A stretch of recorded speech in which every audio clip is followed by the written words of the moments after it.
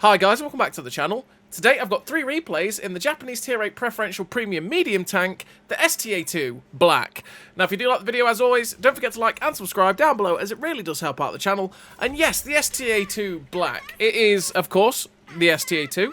There is 3 versions of the STA-2. There is the Senshi, the STA-2 Standard, you know, just the non-skinned one, and the STA-2 Black Edition. Now, the Senshi is just a skinned version of the STA-2. There is no difference between those two tanks in terms of bonuses and all that good stuff.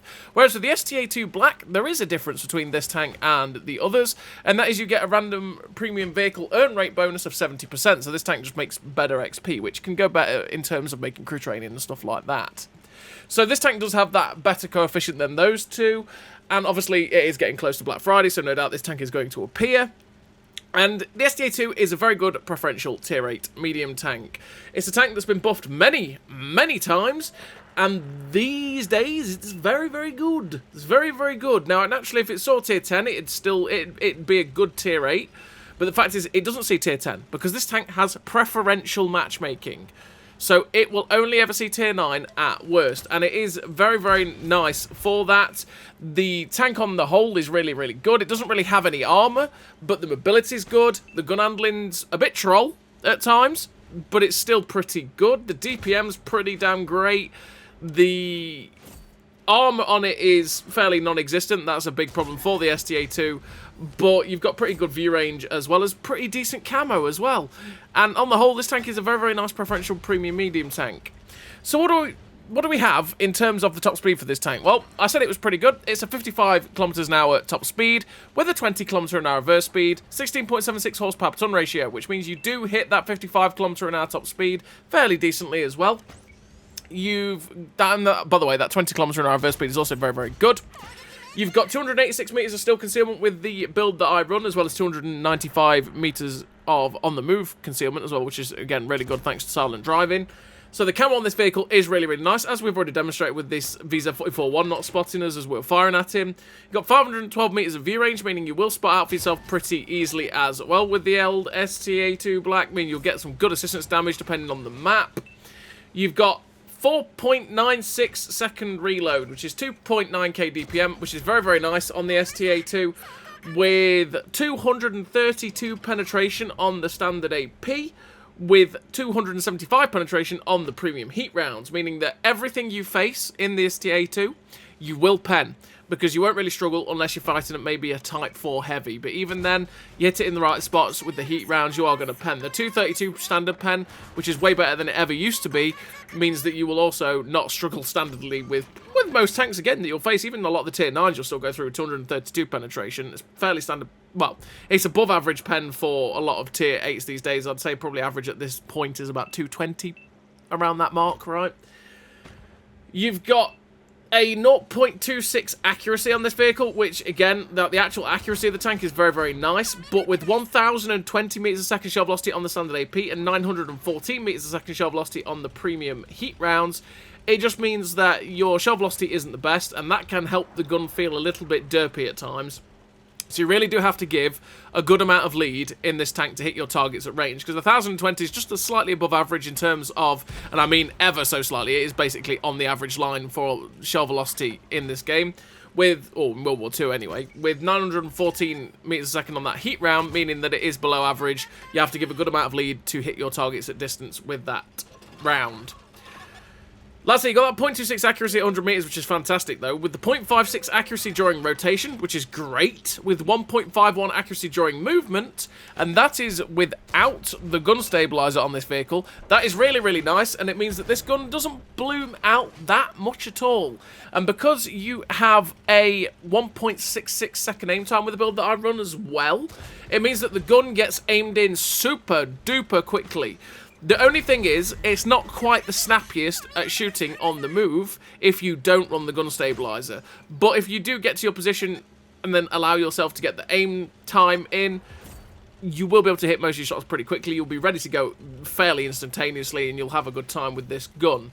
Like I say, it's just not quite the snappiest at shooting on the move. If you replace the camo net that I run on this vehicle with the gun stabilizer, the gun becomes super, super duper great, and it becomes fantastic at hitting shots on the move. It becomes just always ready to go and snap shots. But it's down to you and how you want to play a vehicle, right?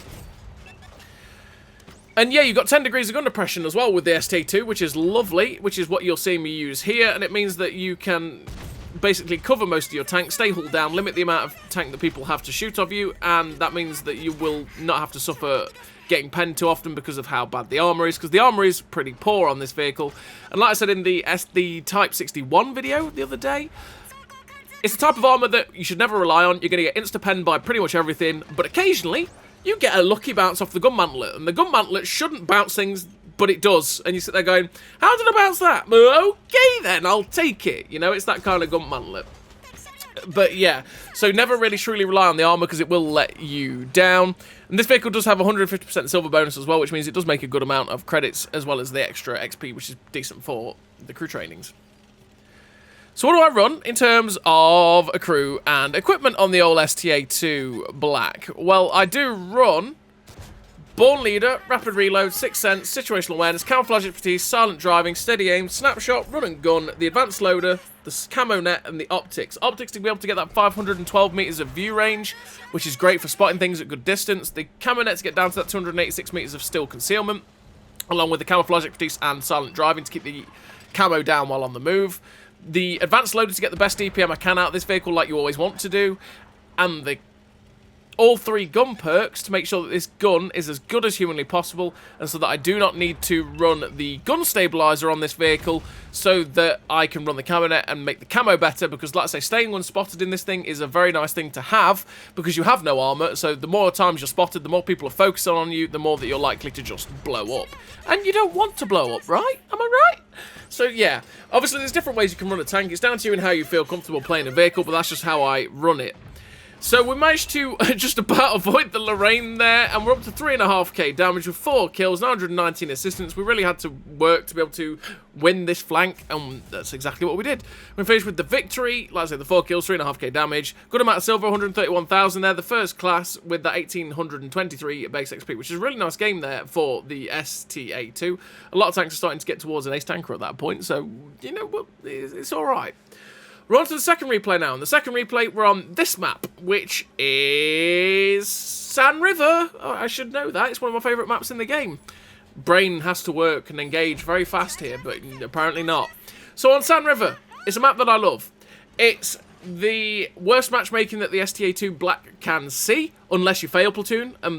You can't really fail platoon these days, but the only type of fail platooning that's really left is taking out a preferential matchmaking vehicle in a platoon with people that don't run preferential matchmaking tanks, because that means that you will see tier 10, because it cancels out your pref, which is the only real kind of fail platoon you'll see, and that means that the worst kind of matchmaking you'll ever see if you don't fail platoon is tier 9, and that's what we've got in this game.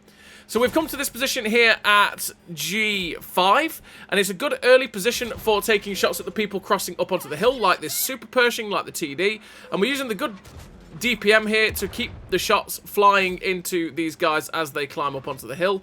We can't quite get any more shots into them though, and this is the time to vacate. As you see, the TDs that we didn't quite catch have already been up to the position at J2 and are starting to shoot at us.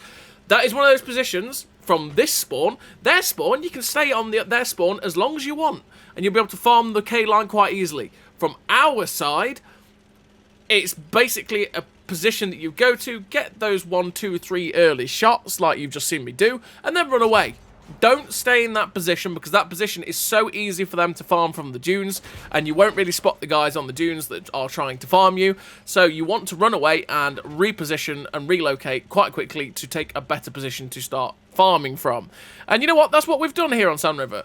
We're going to make a very aggressive play very early on as well. This is a very early aggressive play that's not highly recommended to do straight away, because we've not really spotted anything on the AB line, but there's only one guy on the AB line, so we actually have no idea if there is a lot of stuff behind us, which could be very risky, which is where you're seeing me sort of going, am I still detected if I pull behind the ridge line?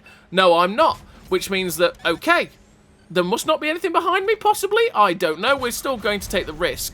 We take a big slap there from the 704, which basically nearly half healths us. Nearly, not quite. But we do manage to get shot into the other 704, putting him down to a one-shot. Those 704s are going to be a pain because I'm really going to struggle to spot the 704s, and it's well within the realms of possibility that they supremely high roll and kill me. Like, the RNG giveth and RNG taketh, right? It's quite easily that could happen. Something does shoot, and there it goes again. Something shoots at us from the A line, and that confirms that there is definitely something over there. Now, the Preferential 66 gets spotted, and I'm thinking, I'm pretty sure that was APDS that was flying at me, because it was like a greenish tinged shell tracer. I'm thinking, I don't think that was the Preferential 66 that was shooting at me. I think there's something else back there. And especially for where the Preferential 66 got spotted, that made me think that, no, it probably wasn't him. Unless he was using the stock gun, or the mid gun and firing premium. Who knows? It could have also been that too, right? But we've got to be very, very passive on this spot. This spot is very good for shooting the dunes and for spotting people in their base, like the AMX AC-46 that we've just seen there. We've got to be very, very careful, though. We've got to wait for our team to spot them at this moment in time. There is 2 light tanks at J4, so possibly they will spot for us. But naturally, I can't hang around on this ridge. We get lucky there that whatever shot it has missed, the 704, or at least one of them gets spotted. We poke over, and we're just going to take a quick chancy shot. And something else, I think, was the HMH ISU there that shot at us, misses us as well. This is why we cannot hang about. We can poke over, and we won't get spotted just poking over until we fire. And because of the 704s, because of the fact that I'm a possible high roll one-shot for them, I can't be aggressive on the ridgeline. I can't overpoke. I have to basically, as soon as I fire, pull back instantly. The moment I get detected, I cannot. And the moment that 6th sense siren goes off, we cannot just sit there. We have to pull back. We're going to die otherwise.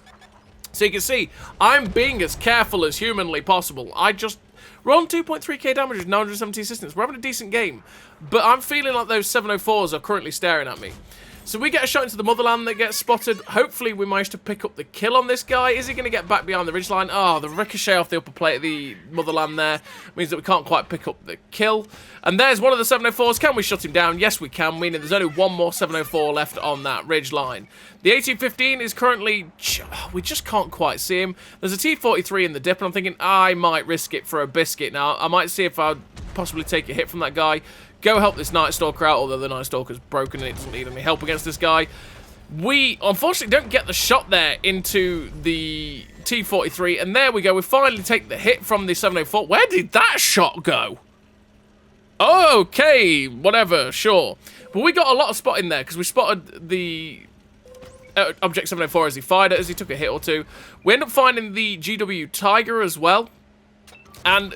yeah, we took the hit from the 704. That's not great. That means we have to be exceptionally careful now because we could quite easily die. But at the same time, if we hadn't taken that hit, we'd have still been on that ridgeline, which means we're in the perfect position to take advantage of what's left of the enemy vehicles. Unfortunately, we can't quite get the kill shot into the GW Tiger, but we're going to come over, see if we can get a shot into either the AT-15 or the Super Pershing. RBRT the shot into the last tank alive, that Super Pershing, and finish him off. We'll finish the game with a pretty nice total there for the STA-2 Black on Sand River.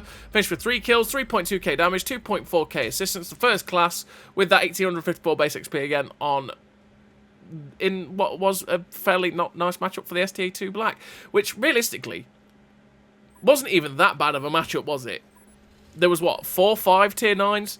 Obviously, we could end up having a very unlucky kind of matchup where there's like 10 or 11 tier 9s, but in the preferential vehicles, they don't often happen that much. And to be honest, in most of the pref vehicles that I've played for a good amount of time, it tends to be that you're probably top tier 6 or 7 times out of 10.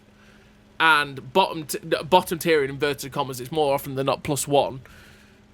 Probably the last 3 or 4 games out of that. The matchmaking is usually very, very nice for the STA-2 or for the preferential vehicles, and even then, when it is bad matchup, you sit there going, is it really that bad? Not particularly, especially with the overbuffing of some of these tanks like the STA-2 and the FCM50T, for example, or the Liberté as it is, you know, one of its skin versions, where they could quite happily face tier 10s, or they could quite happily be effective against tier 10s, but they never see them. And the worst matchup they could see is tier 9s, right? Because the penetration is good, the DPM is good, and they have assets that they could quite happily use. They're not like the gunned, under-armoured vehicles that they used to be, where they were basically like the tier 7.5s, because they buffed them that much that they're not really 7.5s anymore, they're more like 8.5s, right? Well, like, the gun handling and the DPM on this STA-2 is insane, and it's better than some of the tier 8 mediums that can actually see tier 10s. You know, it's like the FCM50T is the same, where the gun handling, the DPM, and the mobility, and actually, you know, the somewhat troll armour on it as well that it's got after all the buffs to it is more effective than some of the other vehicles that don't have preferential matchmaking anymore, because, like I say, they've just overbuffed them a little bit. But anyway, we're on to the third and final replay, and we're on Live Oaks. We're up to 2.2k spotting already, because their team didn't really come to the train tracks. We managed to spot some of the tanks that were there, and we actually have 2 or 3 TDs. In fact, we have 6 TDs that are following us from the train tracks. So what I'm doing is pushing aggressive, because I know that they had nothing on the train tracks with us. If I can spot the hill, look at the gun line I've already got. If I can spot the hill, they will be shootable from my team. So we find the T20, he gets spotted, the 2 TDs that we also find in the ISU-152 and the other guy, and we're just going to keep the shots flowing. The Ag Panther gets spotted as well, and we're spotting all these people, and there we go. The spotting is starting to fly in. We see the VK2801 who's coming after us. Again, we'll just keep poking to keep these guys lit up, because I'm hoping that my assistance damage will start flying with all the TDs and the RT, and it is. We're up to 4.3k assistance now. The VK is coming in. He pens us once. We finish him off with the free aimed shot. We're going to poke over again to keep the KTTS and the T20 lit up, and as well as that, get shots into him. You can see how quickly this gun is ready to go. The KV4 KTTS actually gets a shot into us, and with 232 pen, we're not quite going to go through the machine gun port there. So I load the heat rounds, and we ricochet off the machine gun port once again. I was thinking, should have penned that, I feel like, but oh well. We get shot into the UDES 03, who we're also spotting. The KTTS gets shut down, and there's just a Lorraine and a Hellcat. This was such a quick fire game. There's just the Lorraine, artillery, and the Hellcat left, and we're going to go in on this Lorraine. We're up to 5.3k assistance, 2.7k damage. This is where I kind of wish I took some HE rounds, but I don't. We get one shot RBRT on the move into the Lorraine. I think, oh yes, he's fired. We're safe now. He gets hit by artillery. We get one more in. I'm thinking, oh, I've got the kill on this dude, haven't I? It's, oh. The piggy, the bacon got revenge. And I forgot that the Lorraine actually does reload fairly quickly, and unfortunately he ended up finishing us off there. But still, we're finished with a very nice game, and we're finished with the epic victory. The 3 kills, 3.2k damage, 5.4k assistance. The ace tanker, the patrol duty, the high caliber, the Confederate, for that 2.2k base XP. A very, very nice game there for the STA-2 Black, which was, what, 8.6k combined? Very, very nice game there. Sadly got shut down by the piggy, but it is what it is. It happens occasionally, you know? And yeah, that's the STA-2 Black. So as always, everybody, thank you very much for watching, and I'll see you next time.